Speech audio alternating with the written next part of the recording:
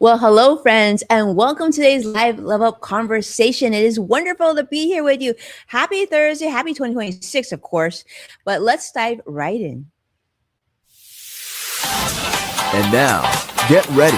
I present to you Level Up with Winnie Sun.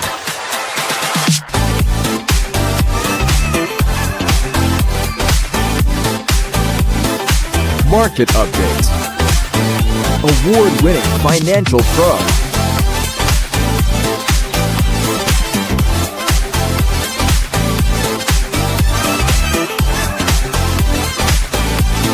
Welcome to Level Up with Winnie Sun.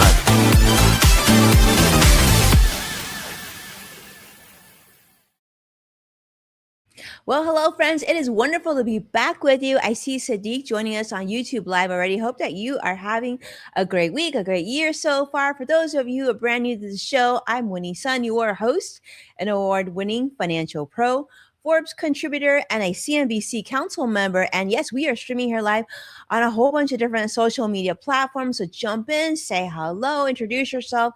It's great to be here with you.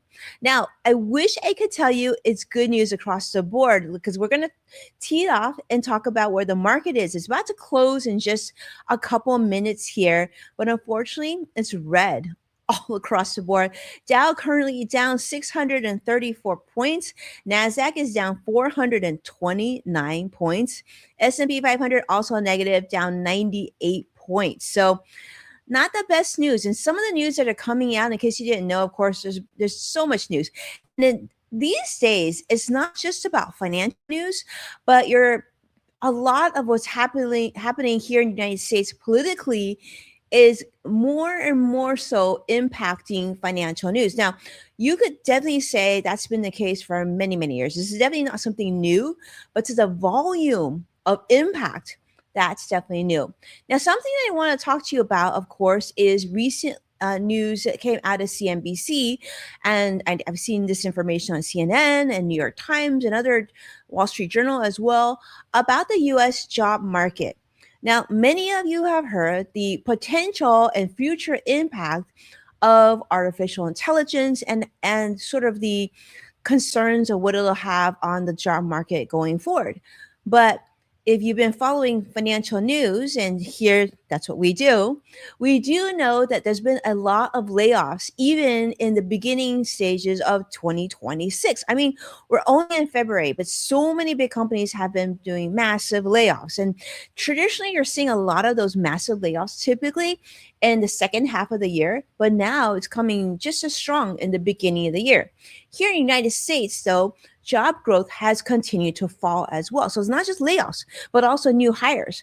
And in fact, only 22,000 private sector jobs were added last month, which falls way short of the 45,000 that was expected and even lower than December's revised 37,000.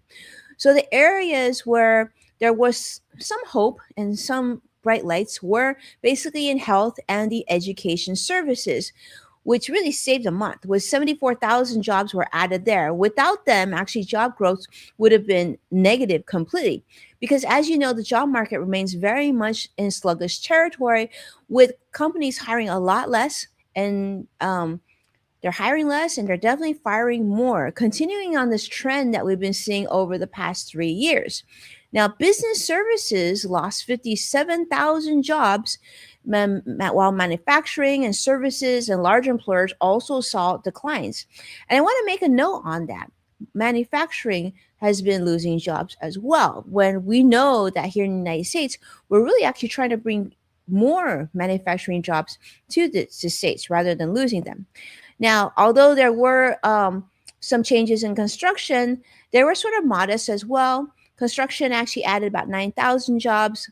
Finance, the world that I'm in, added about 14,000. But in hospitality, if you go travel, hotels and whatnot, added about 4,000. Now, mostly of those from mid-sized companies. Now, ADP's chief economist is saying that employers are not only cautious, but with economic uncertainty, Now, people are just not comfortable hiring, and not to mention all that's been coming out in other parts of the world, and of course, political news as well. That's also all areas that are not only making you as the individual and investor nervous, but it's also making companies nervous about what sort of changes they want to make to their workforce. And we do know that now technology, AI, is able to do and streamline so that instead of maybe three employees, maybe one employee or two employees can do the same job as three employees and maybe just a portion of the time, right? Now, wages here in the United States were mostly flat with just a 4.5% increase for those staying in the same job. Really, that does, offer some relief, but probably not enough considering inflation pressures as well. So that being said, let's segue to another story. Now, if you're feeling, let's say, not that your money isn't going as far, and maybe perhaps you don't feel like you're saving as much, well, there is somebody though here in the United States where that's not the case. You may have heard of the name Elon Musk. Well, Elon is now just actually getting even more wealthy because Elon Musk's net worth now soars to $852 billion, billion with a B, after SpaceX acquired XAI. Now, this is being reported by Forbes, Matt Jarrett there, talking about how Elon is now worth just a massive amount of money. Not that he wasn't worth a lot even before this transition, but he, of course, makes him once again the richest person in the world, but now also makes him the richest person in history after SpaceX bought his AI company, XAI. Well, I guess that was kind of smooth when you own two companies. The deal values the new SpaceX XAI combo at 1.25 trillion dollars, which increases, of course, his personal wealth by $84 billion overnight. How would you feel about that? Like, can you imagine having that much money come into your account overnight? I If that happened to me, I would absolutely know it wasn't true. But that being said, it's still nice to dream, right? Now we do know that Elon, of course, owns 43% of the merged company, which makes his portion worth about $542 billion, making SpaceX, well, his largest asset. Now, he also owns a 12% stake in Tesla, which is valued about $178 billion, and stock options worth about, $124 billion, with potential, of course, more if Tesla hits certain bogeys of growth. And so this is now Elon's second major merger in a year. Last time he merged XAI with X, which many of you know as Twitter, or used to be called Twitter, which raises questions about sort of self set valuations.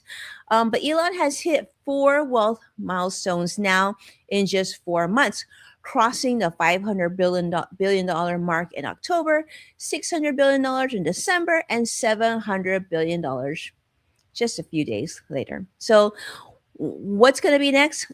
I mean, yeah, I see Sadiq saying dream, dream, dream, dream. Yes, indeed, dream, dream, dream, dream. I don't know. It's like that's a lot of money. That's a lot of money. And I know there's a lot of people in the world, especially here in the United States, who are concerned about inflation and the price of groceries and whether or not they're going to be able to have work to be able to sustain and take care of their own households to make sure they can pay for basic necessities like shelter and food and medical care and things like that. I mean, hopefully, that's something that he would be able to share and make the world a little bit better. But nonetheless, Elon now leads by a massive $578 billion over the second richest person, which is Google's Larry Page. Yes, indeed. Well, let me just say, maybe with a little planning, you can, think about doing more gifting. That would be really great. But anyhow, let's continue on because I want to talk about another portion in the world of AI. And that is, if you didn't know already, a $50 billion partnership, not another big amount of money. This is being reported by CNBC, talking about how Amazon is now currently in discussion with OpenAI to come together and bring a very unique partnership. Amazon will soon use OpenAI's models like ChatGPT, which many of you are familiar with, to power Alexa and other tools as part of a sort of potential $50 billion investment. These numbers are, people talk about billions the way you and I probably talk about dollars. It's incredible. Now, this could make Alexa, they say, smarter and even more conversational, more relatable, and helping sort of compete with other AI assistants like Google Gemini and Siri. Because right now, many complex Alexa Plus questions are actually being handled by another AI tool, Anthropic's Claude, which is not Amazon's own AI. The partnership could also mean that OpenAI starts using Amazon's AI chips, maybe instead of what Nvidia, and computing power, creating sort of a two-way benefit. Now, of course, those are all may, could things. None of this is for sure, but Amazon already uses sort of a mix of 70 plus AI models, including its own Nova models and others that they say are currently hosted via their own Bedrock platform. But beyond Alexa, Amazon also wants to boost its AI shopping assistant, Rufus. That's a cute name, showing the broader push to sort of bake AI into all of its services. This is probably not a surprise to you. I think any large company who has the resources and sort of can see and plan for the future is planning to integrate more and more AI into their operations and of course into different tools and really trying to transform their own businesses to be ready for more AI advances and more chip technology and whatnot. But OpenAI is also said to be working with Apple and Google, but that they see Amazon sort of as a better fit for their sort of their enterprise ambitions. Now, the deal, of course, will deepen the tech rivalry between Amazon, Google, Apple, and OpenAI, which we know they are all racing to dominate AI platforms and devices. And let's not forget Meta as well, right? And I'm sure there's so many other companies that maybe are making headlines that, of course, are also very much looking to invest time and energy into their own AI platforms as well. Now, I want to segue a little bit because, well, we're February right now, which means very quickly here we're going to be deep in tax season. Now, if you didn't know already and you're thinking, oh, Winnie, you just reminded me on something because I was just thinking like it's a new year and I was just getting, working on my financial goals and maybe my New Year's resolutions. And now you're talking to me about tax season. Yep. In fact, I am. For many of you who have accountants like myself, my accountant already sent over a tax questionnaire. I need to uh, fill it out and send it back. But yes, we are totally deep in tax season. So let's talk about some of the things that should be on your radar. Now, this is a article that was published this week by Morningstar, talking about 3 strategies to maximize retirement spending. Yes, we said spending, not savings. Now, this is really important because as we think about retirement, right now, I know many of you are too young to be retired and maybe it's still out on the horizon, but I think the best time to think about your retirement spending is when you don't need to make that spending yet.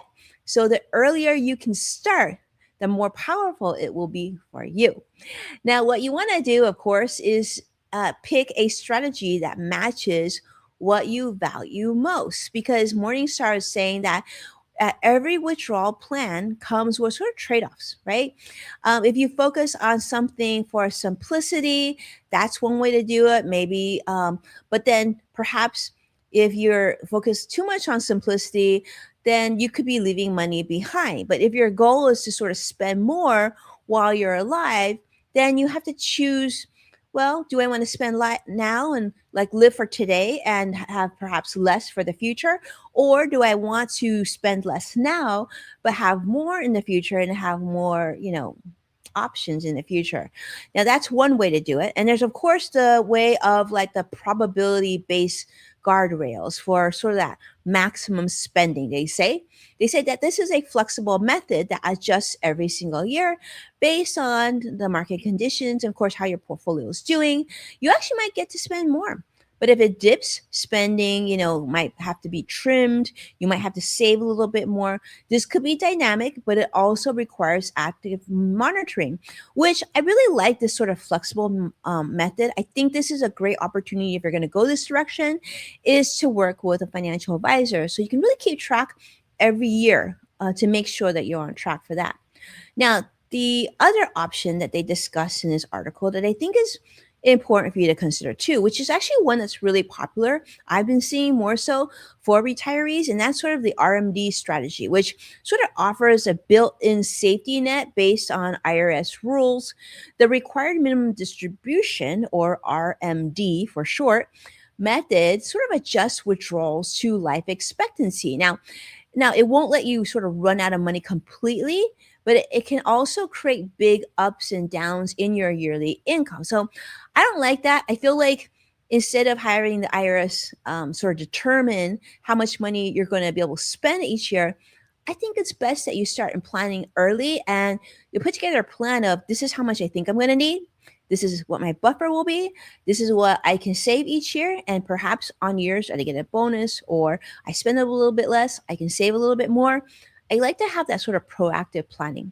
And then there's another method that they talk about, which is sort of guardrails method, where it gives you sort of the freedom within limits. So you start by a fixed percentage, like let's say like 5.2%. And then so you sort of adjust based on how your investments are doing. It sort of protects you from overspending, but it still lets you to increase spending in good years.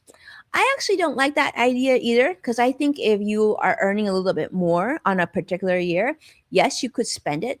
But I would say that that's a great opportunity for you to take at least a portion of that and reinvest it for your future retirement as well. So these sort of methods really allow for like, you know, higher sort of early retirement planning of how much you're going to be spending in the future. But each approach which really kind of lets you have some customization and some decision making that you want to do earlier rather than later. So that came from Morningstar. If you want to read more, you can definitely just Google Morningstar and you can see that. But I want to put it on your radar because it's kind of talking about something a little different that we don't talk about every day, which is the topic of retirement spending versus savings.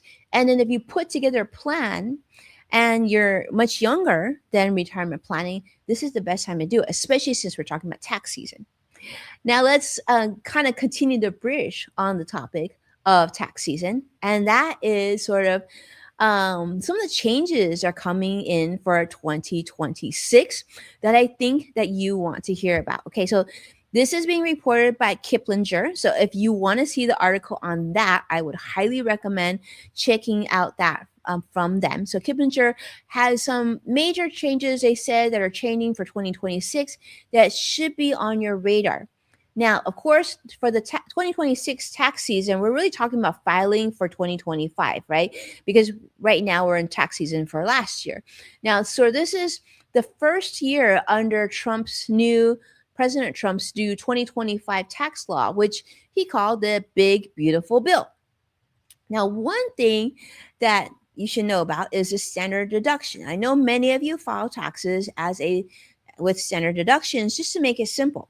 Now, standard deductions are higher, 15,570 if you're single, and 31,500 if you're filing as a couple, which really helps many of us sort of reduce taxable income without having to itemize our deductions. Now, speaking of deductions, the SALT deduction cap also jumped from 10,000 to 40,000, which, is only for a few years, but for those of you who own your own home in high income or high tax states such as New York or California here, that could be good news for you.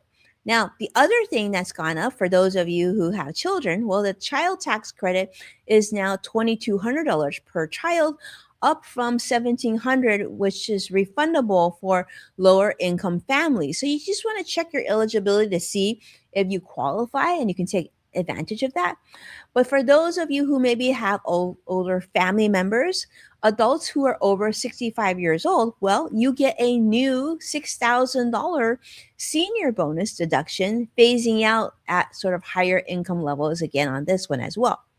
And let's talk about car. The new above the line deductions include car loan interest for sort of qualified US assembled cars. That's key. So, I guess they have to be assembled, but maybe they don't have to be made here. So that includes, of course, so the above the line deductions not only include your car loan interest, but also if you're a server, if you have tips, and even overtime pay. So you'll want to file those on Schedule 1A. And of course, that's on your IRS tax form. But don't forget, if you feel like, well, I know I need an accountant, Winnie, but I just feel like my taxes are simple. I don't want to spend too much money. What are some options that I have? And here's the good news. The IRS has introduced, of course, and is reminding us that they have something called IRS Direct File. So that, of course, is no longer here.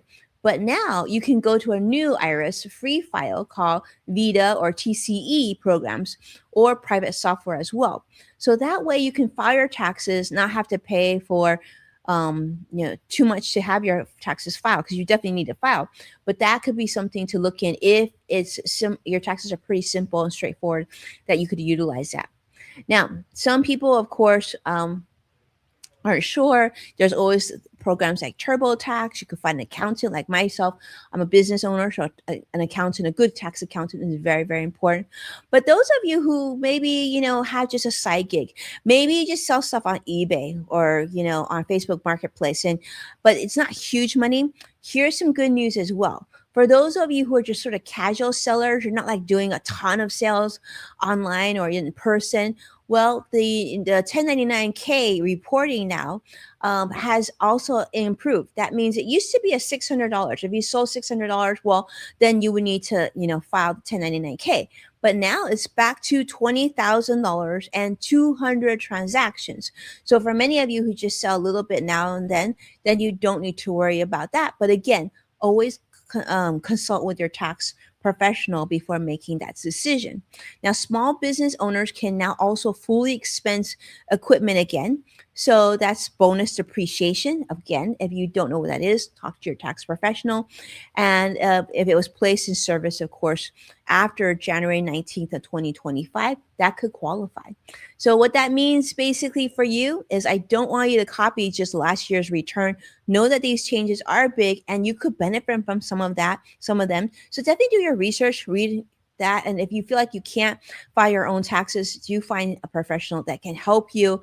There's so many great accountants and CPAs and out there that you think you just have to go out and find a relationship that is trustworthy, that's experienced, and someone that you enjoy working with. I will say that I absolutely love working with my accountant. I have worked with him and his team for many, many years, and I do feel like it's been very beneficial to the way that we conduct business. And with that, let's segue to something else. And this is something that's sort of been in the news a lot. I've talked about it in the news quite a bit. You may have seen me quoted in several publications as well as national TV shows on this. But this is the topic of the Trump accounts. Now, if you don't know the Trump accounts, you're in luck, because I'm going to update you on that. So the Trump accounts, what they are, what they do, let me just say that the Trump account is sort of a new child-focused savings tool. So those of you who don't have kids, this may not be applicable for you, but it was created under the 2025 Working Families Tax Cut Law, which offers tax-deferred growth and a way for you to put away money for your child. Now, if you're jumping for joy and thinking this is the best thing ever, I would caution you that it may or may not, depending on the age of your child and your goals. So, for example, if you have a newborn at home, born between 2025 and going forward until 2028, when the Olympics start coming back, well, for this age group, it's a no-brainer. You will receive, if you open one of these accounts, $1,000 of what they call government seed deposit, which I call just free money. Okay. So if your child is born between the years of 2025 and 2028, you got to open the account to get your $1,000 of free money. You just want to make sure to open the account before they turn age 18. But I highly recommend starting early because that way the money could continue to grow and have some, compounded interest in there.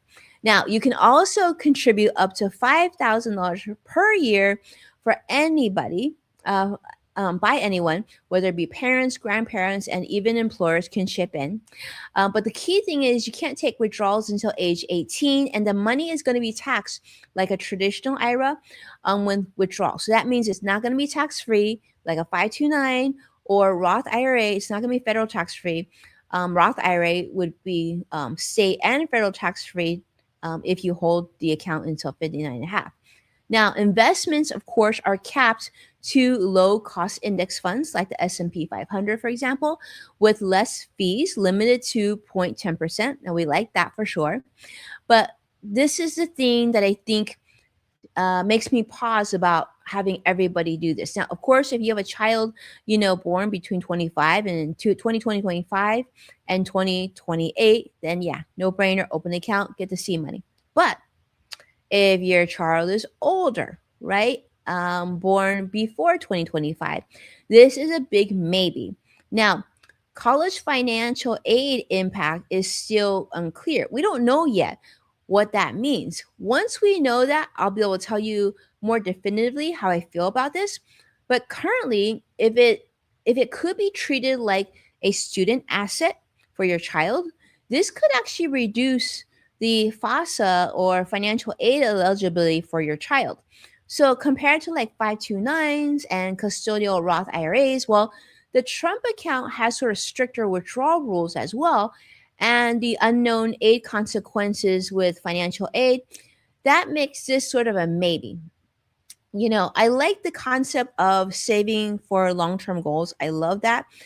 But if you think that your child might qualify for financial aid, I would just say let's just wait to get more clarity of whether this account will need to be put on the FAFSA form when your child applies for college, for financial aid, and for scholarships and all that. But I do think this is best suited for sort of long term growth, not short term goals or education only savings. So if you're welcoming a baby very soon, this is sort of your rare chance to get $1,000 invested early, which could compound and be very powerful by adulthood. I think this is a great decision if you have a little one at home, or between 2025 and 2028. But if college aid is a sort of a big goal, then you might want to pair this account with a 529 plan, or just most importantly, wait for FAFSA guidance before committing. With that, of course, there's gonna be more information. Definitely check out um, online. There's a lot of good information out there, and one website is, of course, the trumpaccounts.gov, and the IRS has some great information on this as well. Now, the market has closed, and unfortunately, it did close in the negative. Dow closed down 592 points. Nasdaq closed down 363 points, and the S&P 500 closed down 84 points. So thank you so much, my friends, for being a part of today's Level Up Live. It's wonderful to be back with you. Do me a favor, hit that like, subscribe, and tell all your friends and neighbors and colleagues. And like, did you subscribe? You should subscribe. Yeah, it's great. Good content, and we couldn't do the show without you. To catch full past episodes of Level Up with Winnie Sun, definitely check out Amazon Fire, Samsung, LG, Roku, and NASDAQ. And when sharing an episode online, thank you so much for so many of you for tagging at Winnie Sun, so I can see who does that, and it really just want to give you a big shout out appreciation as well. Thank you so much, Sadiq, Joshua, and everybody else who's been doing that lately. With that, I'll see you again very soon. Take care, be well, talk soon. Bye bye now.